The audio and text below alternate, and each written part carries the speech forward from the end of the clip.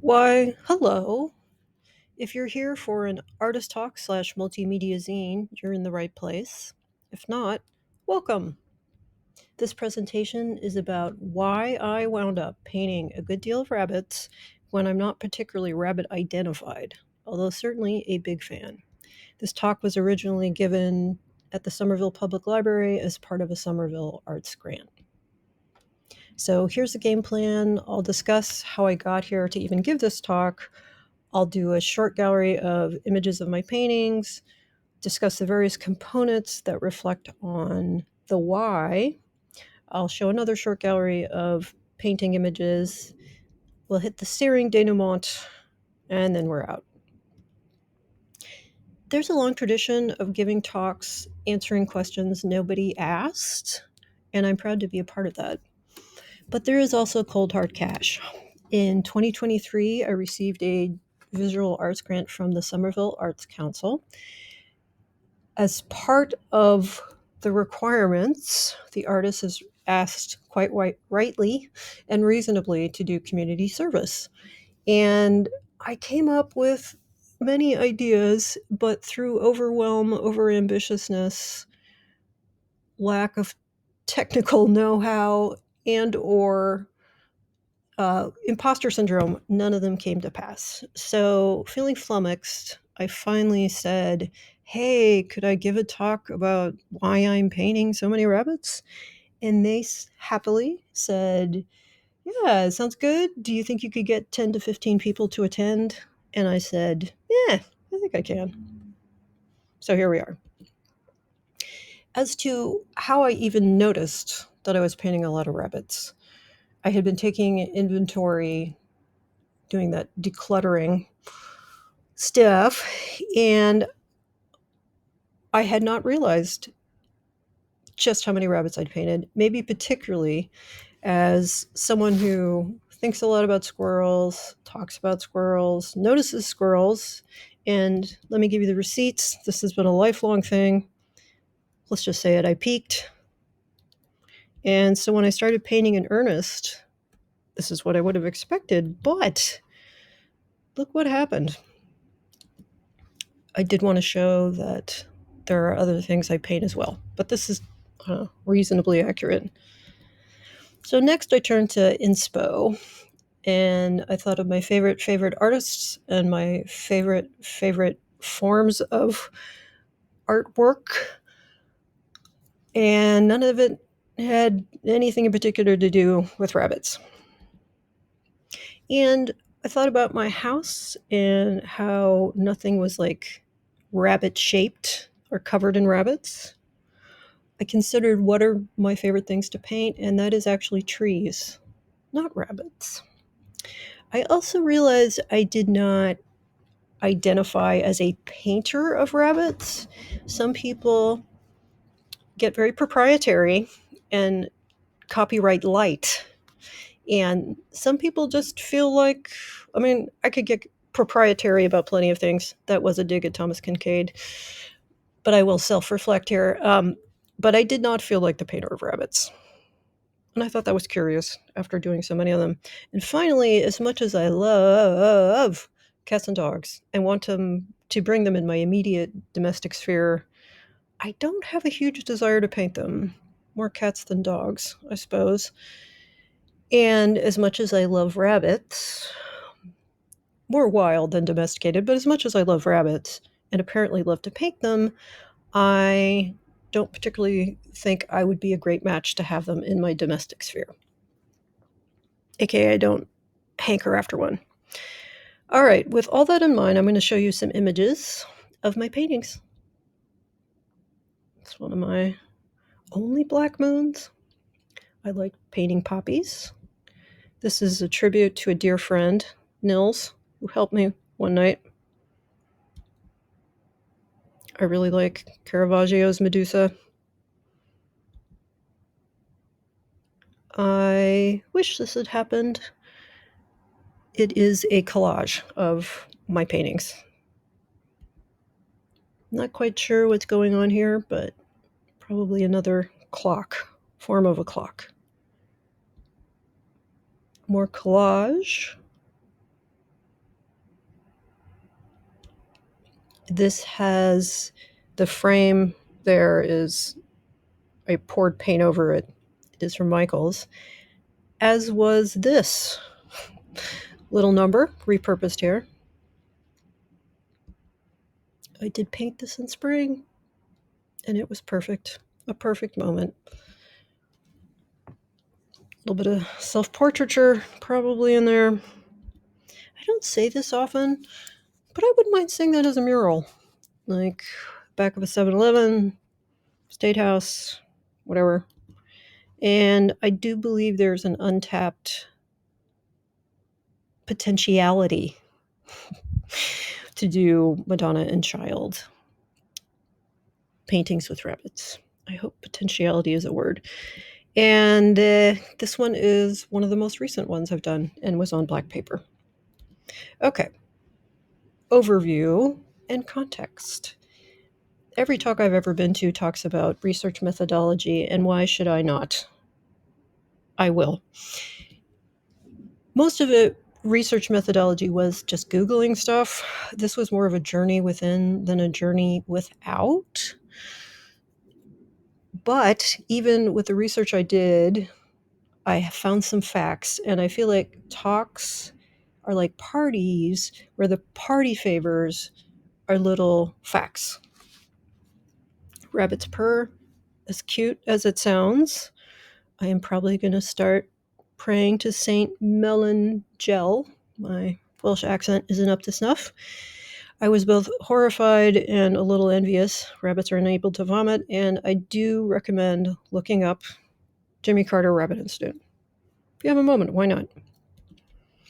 This is baseline stuff like why paintings, not video, installation pieces, etc. I have always loved paintings. I love that they hold a moment for you that you can just look at and look at and look at as much as you want. Also, I believe it has to do with the fact that most of them are shaped like TVs. I love TV. I use gouache, acrylics first, gouache, watercolors, canvas, recycled canvas, media paper, and watercolor paper. I work at home. This is my home studio.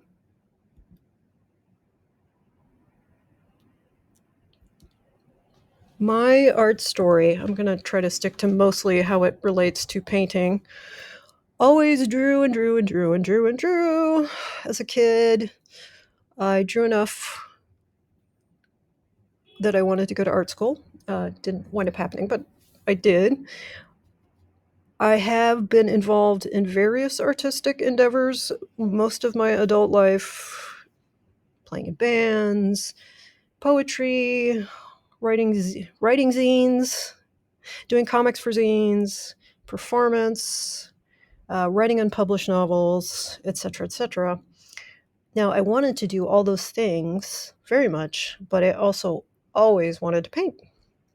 So I think the first real step I made towards it was in 2008 when I started 2007 or 2008 when I started doing daily non-representational drawing. I think it was as close to painting as I was going to get because I was using markers, which are sort of cousins to paintbrushes and paint. And basically, I hadn't done it before. I was wondering what had prompted this.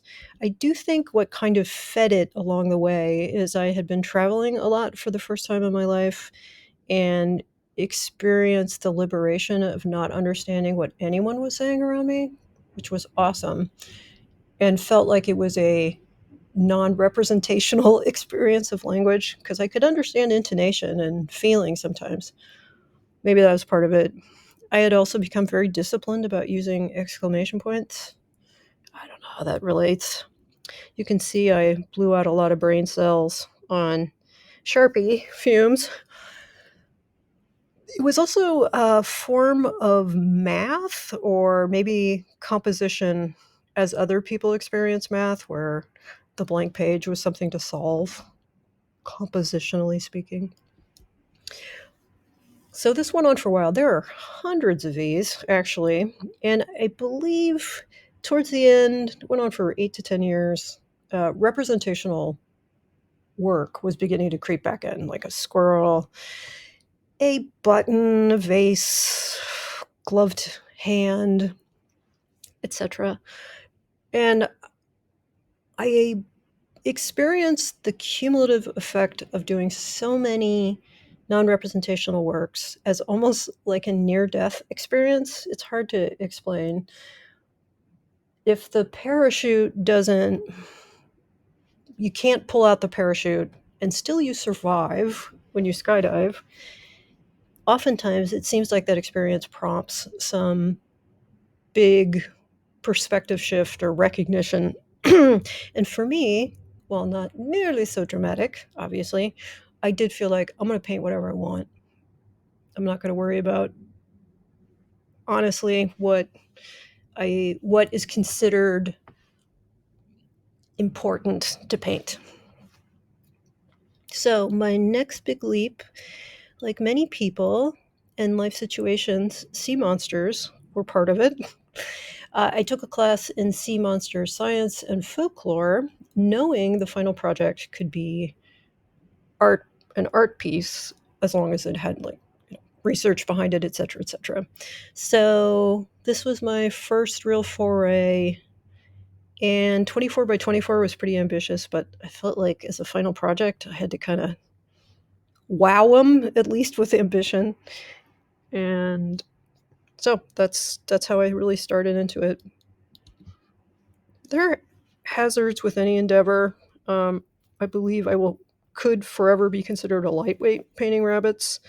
There's a chance I won't ever be able to stop, even from just muscle motor memory.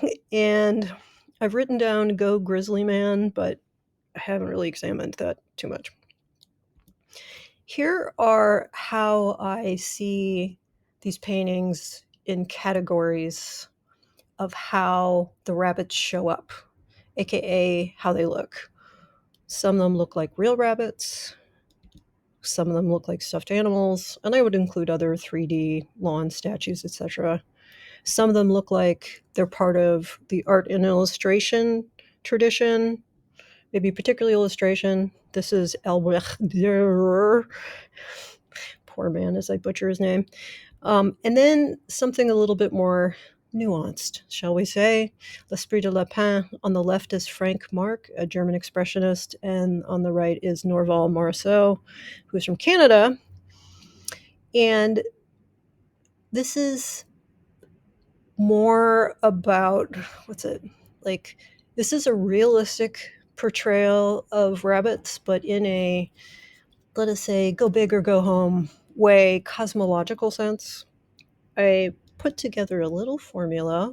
So your mind's eye of rabbit, your motor coordination, aka how your brain and your hand are synced up, plus your experience with drawing, and that could be 20 years, 2 months, whatever, plus or minus your comprehension of what it is to be alive, and you have a l'esprit de Lapin. This is a little bit notable in that better isn't necessarily better. Better isn't worse, but not having tons of drawing experience doesn't necessarily mean it's worse than having tons of drawing experience, and the same for motor coordination. I wanted to see if I could, it was sort of a dare, express what mind's eye is, and I would say it's sort of the accrual of experiences with, in this case, rabbits. It could be bobsleds, toothpaste, the Alps, whatever, and how it is now in your brain in all the forms, leaving its traces of memory, I suppose. So this was the first version of how I envision this, how they intersect, but maybe this is more accurate with the comprehension being all around it. Being debated all over the world, even as we speak. You'll notice that a lot of my categories overlap. And it's worth pointing out the greatest masterpiece of truth and beauty in Western civilization, or at least one of them, actually hits all four. And I thought that was interesting. I don't know if it's something to aspire to, but of note. So here are some paintings of what I would call real rabbits. This is more structurally. You'll see that there's some unusual colors. Orange, however, it really does look like a rabbity rabbit, aka this one I think there was a photo involved. Most of them I'd say did, although there's some sketches from life. You know, that's another collage. I don't go primary color too often, but when I do, I really do enjoy it. I like thinking about how the lawn is really the rabbit's lawn. It looks a little put out, doesn't it? And then this, I believe, looks pretty rabbity, although, in all honesty, I floofed up those feet. Okay, these animals, these rabbits are still real rabbits. They just look like stuffed animals, I would say, nor are they taken from images of stuffed animals. This is straight from the old noggin. Okay. I wish I had a better picture of this one. This I would actually like to see as a stuffed animal, if any of you have the time or inclination. And wow, who knew daubs were so much fun? And here's art and illustration. And I would say this looks like it could be on the cover of a book or a record. Yes, I am hinting to my artistic friends, or, a kid's book or whatever. So here we go. Had a lot of dreams about tornadoes. Little bit of cottagecore cooking here. And some deep truth here. Next, my own L'Esprit de Lapin, and this is frankly the hardest genre. I kind of hope that would be credible, found in the caves of Lascaux. This one kind of drove me crazy, but I want to acknowledge it happened, and I do feel like there's rabbit spirit there. This would be more on me trying to imagine what pure rabbit joy is. And kind of wish I'd experienced this moment, not just portrayed it. Okay. These are really basically aesthetic appreciations that directly or indirectly answer the question of rabbits. Why? On this great big globe of ours, we are very blessed by many, many fantastic ear profiles. I am grateful for that. And certainly rabbits are at the top of the heap. I also like their delicate hops. This is not discussed much, but when they go hop or hop, hop, very pleasing. I hadn't noticed this until I started painting them. I don't like to objectify living creatures, but they do kind of look like hopping pillows to me sometimes. They possess an unusual visual or allegorical elasticity. This may be in good part because they are a mass of contradictions. You take my point. You take my point. You take my point. You take my point. I must be the zillionth person to point this one out.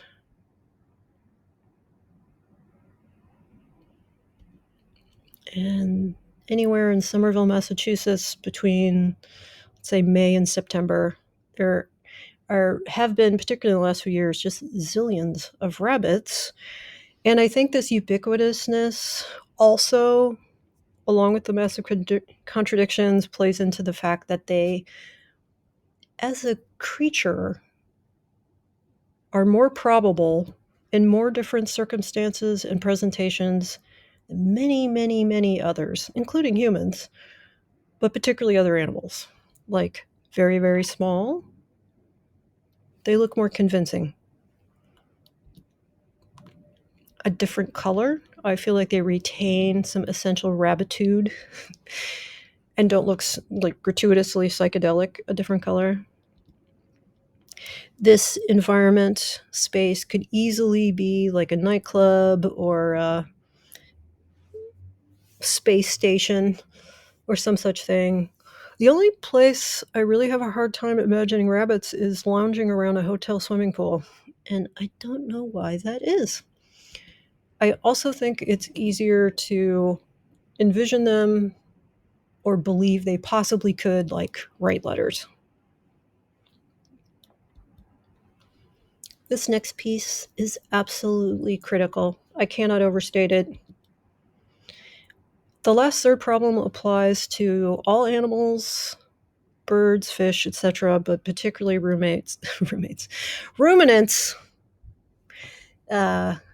Boy howdy, are ruminants hard. So let's look at this beautiful creature.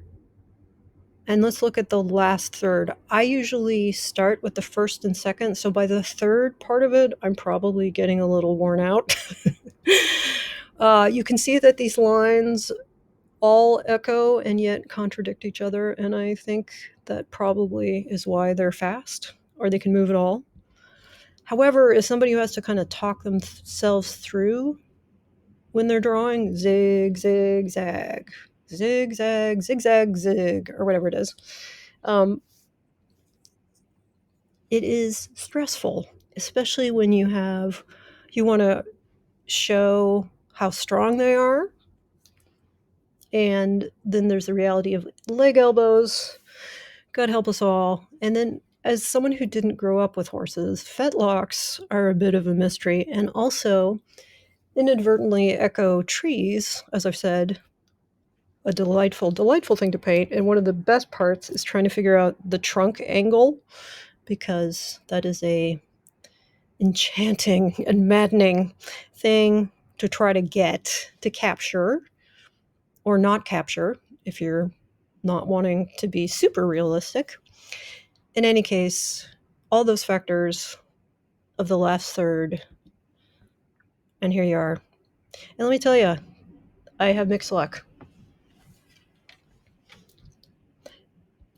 However, when you look at the last third of a rabbit, yes, there's a leg elbow, but it's much more manageable. All that fur is over it, so you do not have nearly as much to concern yourself with.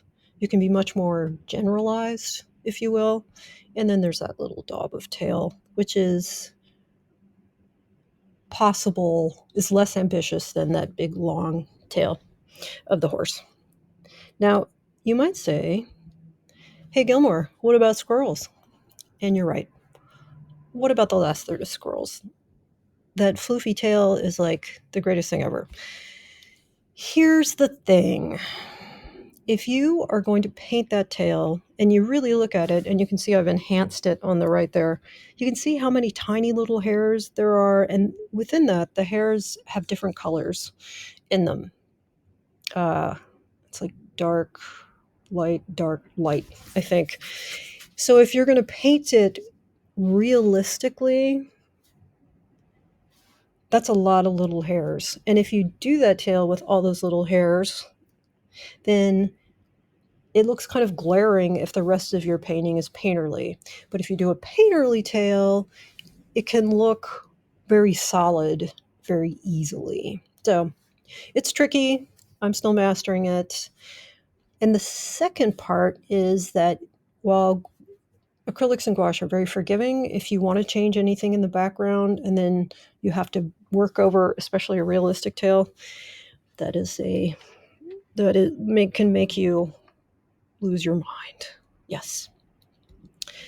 These are other considerations as related to rabbits that are part of the question of rabbits. Why? I really like that they're wild animals, that they live alongside us and out in the hinterlands. They're wild animals.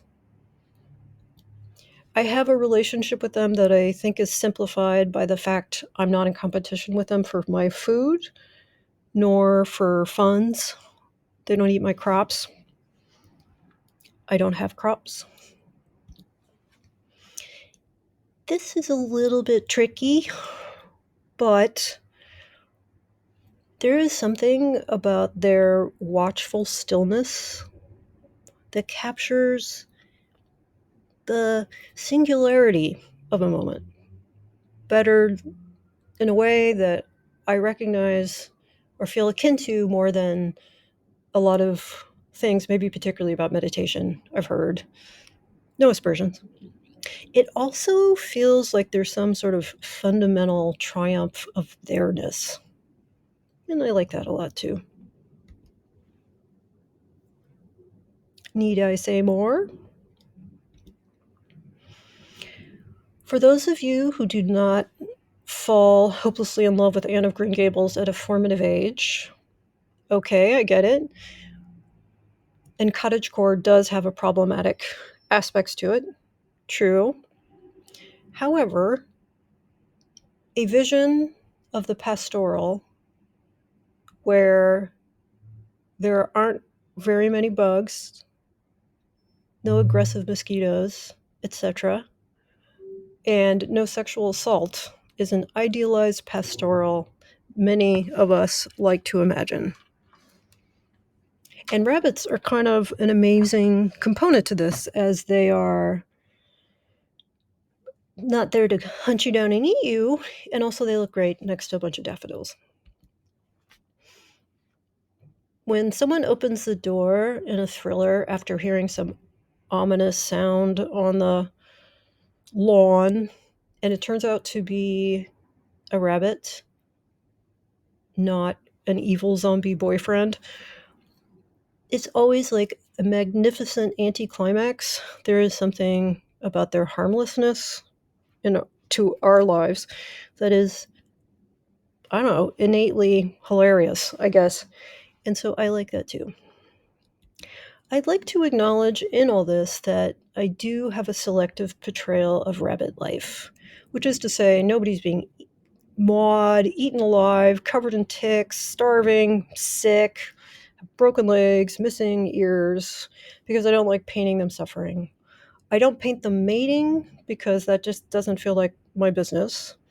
And on the other hand, I also know that rabbits sometimes eat their babies, and I don't paint that either. So, why am I painting just this particular part of their lives, which are undeniably hard lives with a lot of suffering? I'd like to just point out for the record that some of my most favorite paintings, including this one, are not a fleeing from the difficulties, peril, death, and fears of life. I guess this is my attempt at cred. This one, a woman dying alone in the wilderness, while some wolves wait to eat her. The fact that, if you know Musha's work, the fact that he did this is so hilarious. I kind of love it. And it's perfect for the things I mentioned. This is, in all honesty, partly because I love this painting, but the more I look at it, the more I think this is a bad situation for everyone involved. And it's hard to imagine, a cute, let's just say, bird or cottony kitten in this, right? I mean, come on. However, I'm sure in history, the course of history, there have been such moments. I'm going to say this is partly me trying to probe the mystery of life in honoring the cute and finding the sacred in the cute. Cute has sort of a diminutive sound to it. It also, I believe, can seem kind of like a cheap bid for attention, and also like fleeing from uncomfortable or excruciating realities. I don't think it's as much in opposition as it's presented. But I can't say I have sorted this out, dear viewers, but I'm thinking about it. In painting so many rabbits, there's also the question of allegiance, which I hope I spelled right, which is to the meek and the ordinary. It's difficult to overstate how much I've always coveted agility in my life. And if you wonder about rabbit agility, watch Guy Ritchie's 2000 movie Snatch and the rabbit being chased scene. Sometimes I look up goats on dams just to freak myself out. I don't want to do this, but that is agility. Too many great dribblers, back flippers, card manipulators. What in God's name was Olga Corbett doing there? But really, I have to salute Rene Higuita, the Colombian goalkeeper who invented the scorpion kick. If nothing else from the talk, please YouTube that. Painting rabbits, I think you can never get enough reminders that humans are not the center of all life, and that furthermore, secretly, rabbits aren't experiencing humans as the center of all life. I honestly think we kind of imagine that sometimes. Patently obvious. If we could rewild 80% of the United States, I'd be thrilled. Thrilled! I've come to realize and admit that I have kind of a prissy side that I've never really admitted to. And I think being out in the outdoors affects that. But I'm a fan. I just don't want to necessarily be in it. I may have overreached a little bit here. On your left is Kim Philby, the British MI6 spy, that double agent that defected to Moscow in 1963 after selling secrets for years and years and years and years and years. And he was hiding in plain sight, basically by class signifiers.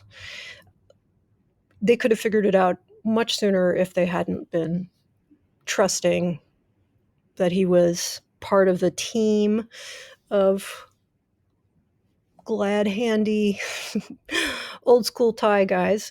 And then on the right, we have a rabbit plainly hiding. And often when I walk home, there's this one lawn. There's always rabbits. And they often go completely still, but I can tell they're hiding.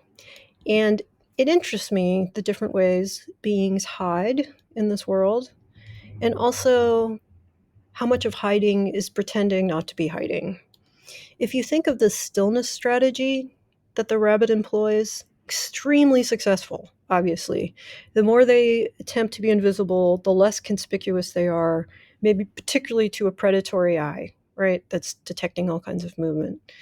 However, I will say if a human employed the conspicuousness or stillness strategy, it would just look weird.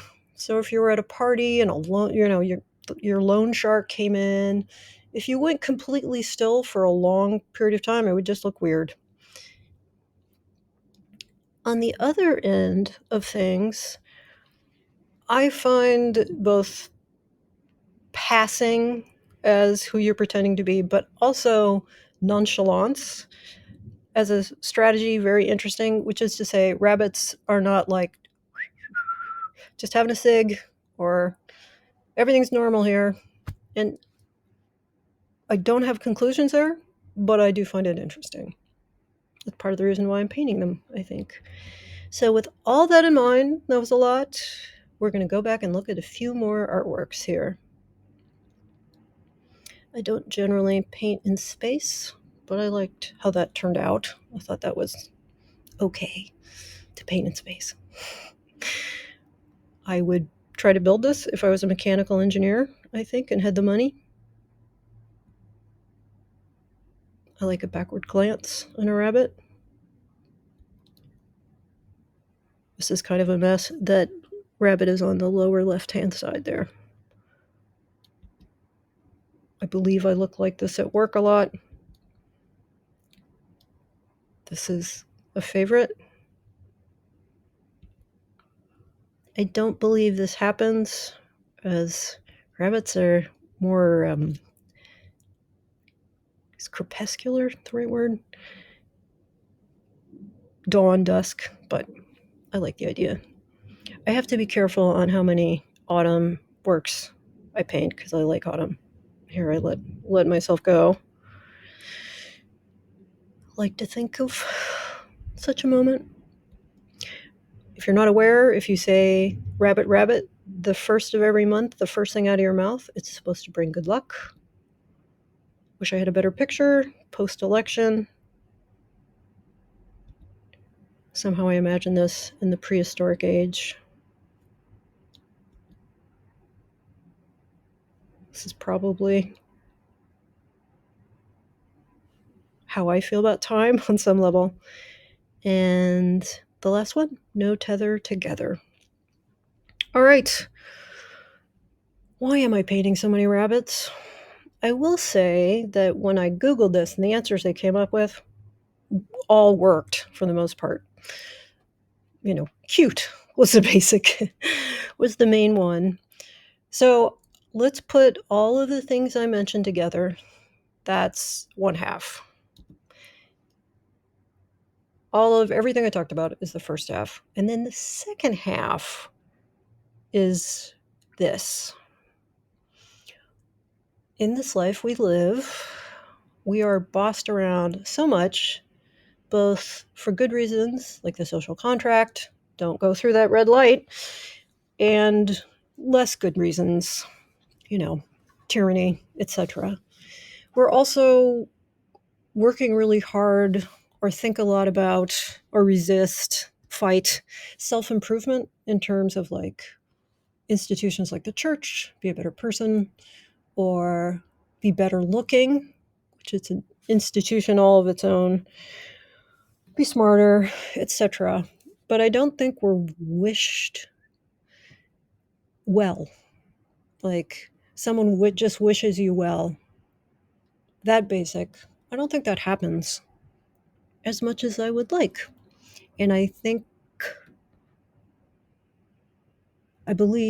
know that these paintings are a way of wishing rabbits well, that they have a good life, as best a life as they can. That's it. This has been a G to the T production. All material, both words and images that are by me, are copyright me. Thank you.